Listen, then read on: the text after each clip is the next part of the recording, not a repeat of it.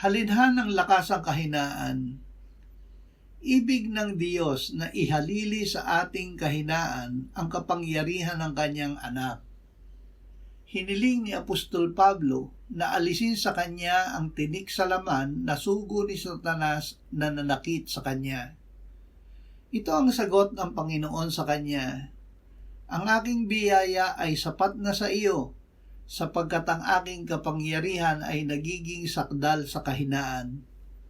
Nanalig siya sa salitang ito ng Panginoon, kaya't sinabi niya, ako'y lalong magmamalaki na may galak sa aking kahinaan, upang ang kapangyarihan ni Kristo ay manatili sa akin.